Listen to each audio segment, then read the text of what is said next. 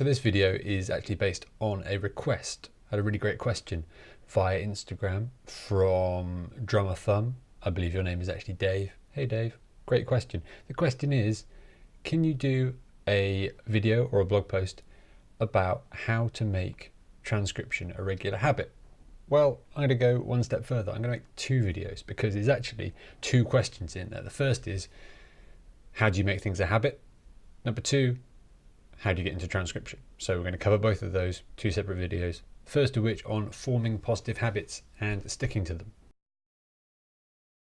So one of the things that I've consistently tried to do and failed at over the years is stick to a set of positive behaviors that if I did them every day would be greatly beneficial to me. That includes practicing exercise, meditation, sticking to a good diet.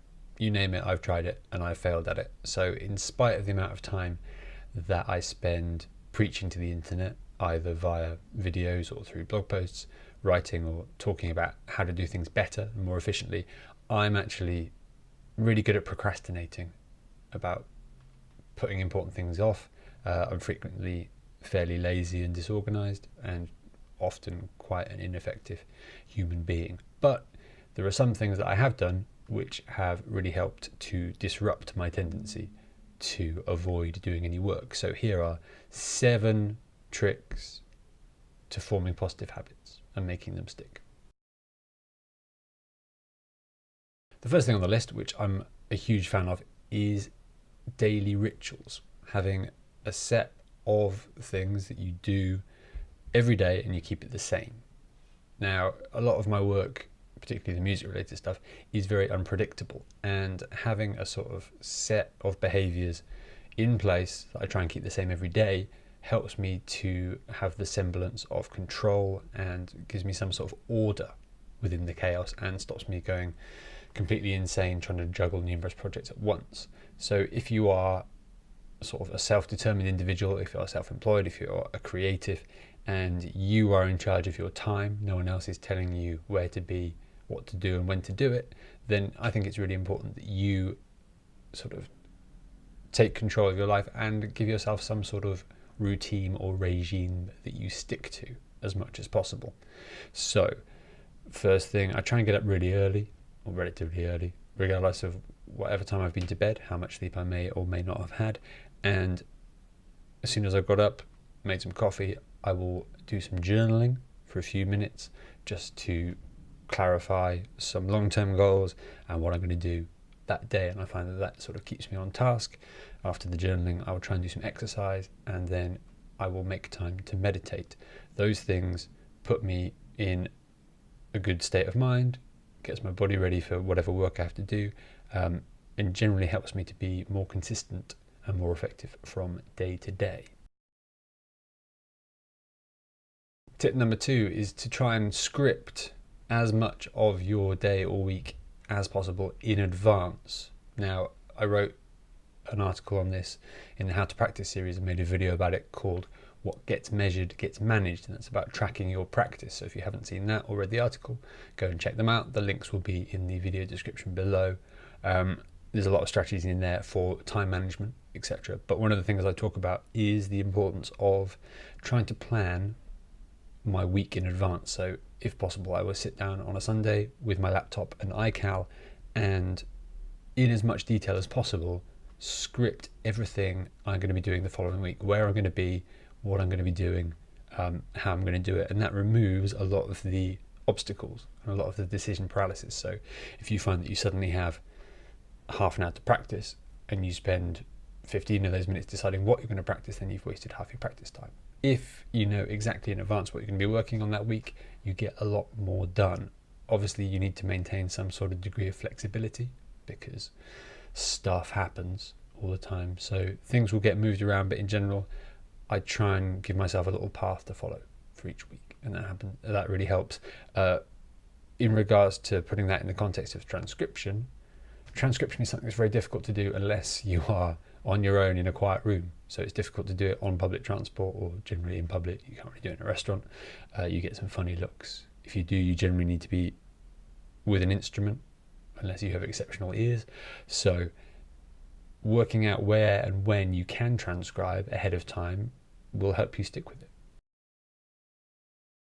Tip number 3 is to make your goals very specific and easily measured. So if you're trying to form a new habit or implement a new behavior, you want to be able to tell very easily about whether you've done it or not. That sounds very obvious, but a lot of goal setting gets quite vague for some people. The classic one is, I want to get better at playing the bass or whatever. I want to get fitter, etc. You need to quantify those goals.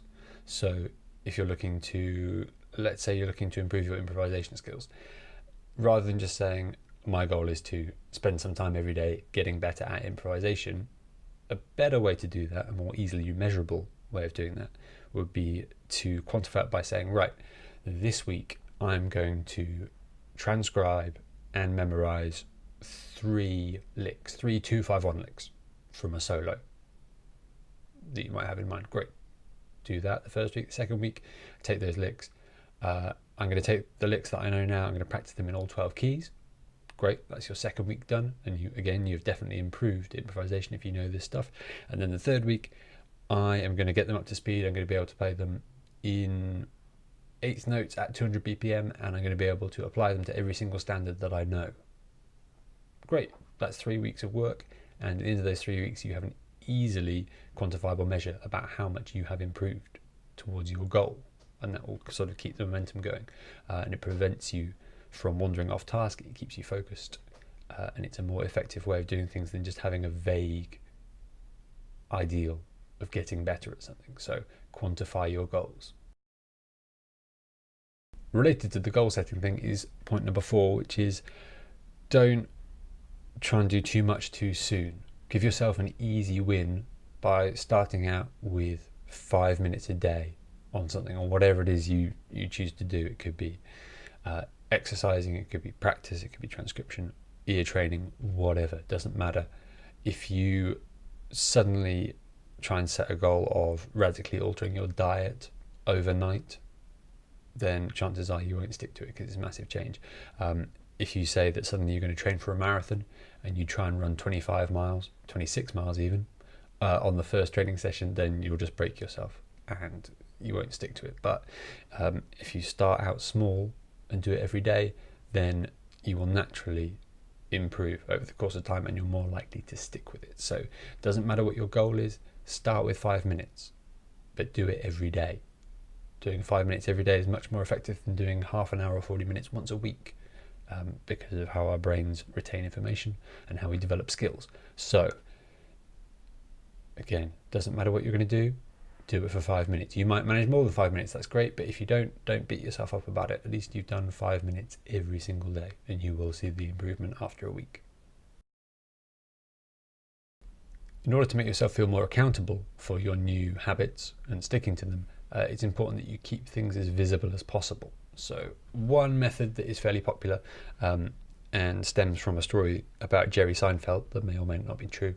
Apparently a young comic asked Seinfeld what he could do to be a better comic, and Seinfeld responded that to be a better comic you have to have better jokes than other people, and the way that you get better jokes is you have to write more often than other people. So putting up a calendar and marking every day that you write with a big X is quite effective, because soon enough you form a chain and then you will do everything in your power not to break that chain. So at the end of the month you've written for 30 days and you have tons of material. So I'll put a link in the description and in the blog post to an author called Austin Kleon. On his website he has a similar thing, a very lo-fi arrangement. It's just a picture of a calendar, and you select a behavior that you want to develop or a task that you want to do every day for a month, and then you cross it off, and then at the end of the month you reward yourself for something if you've stuck to it. Pretty simple but very effective.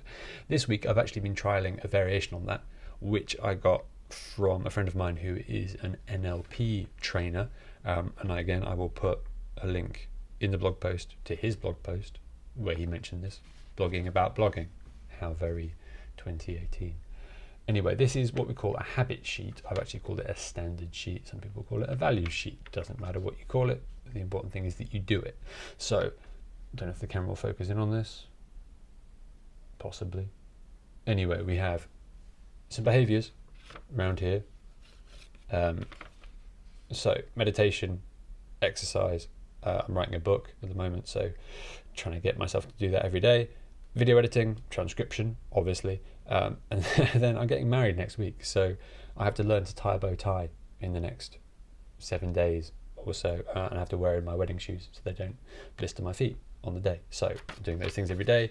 Monday, Tuesday, Wednesday has gone pretty well. I managed to do everything on the list. Today I've only managed to do one of those things, but it's only just 3 o'clock, so the day is still young, and hopefully I'll get everything ticked off before the day is out. But that's been really effective in forcing me to do things that otherwise I might avoid.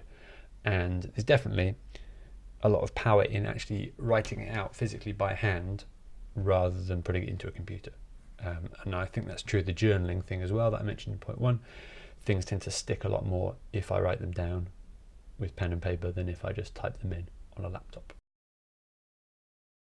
Number 6 is related to the visible accountability thing, and that's creating what is called a cadence of accountability. So having something like a blog, a website, a YouTube channel, whatever it is, doesn't matter, forces you or gets you into the habit of doing things regularly. So I try my best to get something new out there for subscribers every week. Doesn't matter if it's a transcription, a blog post, a video lesson, gear review, whatever. It doesn't matter what it is.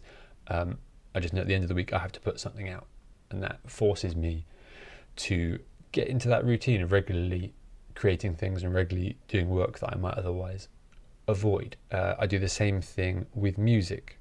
So every week I get together with a group of like-minded musicians and we absolutely butcher some jazz standards, because none of us play jazz, day to day. All our main gigs are sort of mainstream pop and rock stuff, so jazz is not something that we've grown up with, but we all want to improve our ability to play over changes. So that makes me practice.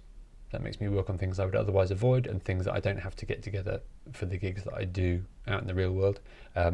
If I get to this rehearsal and I haven't learned a tune, or I just haven't practiced it and I suck at playing over it, then I'm not just letting myself down, I'm letting down 2 other people as well.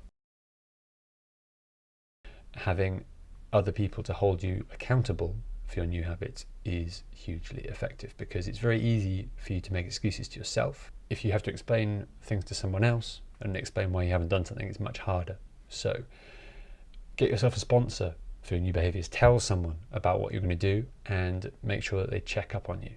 Otherwise you might not stick to it.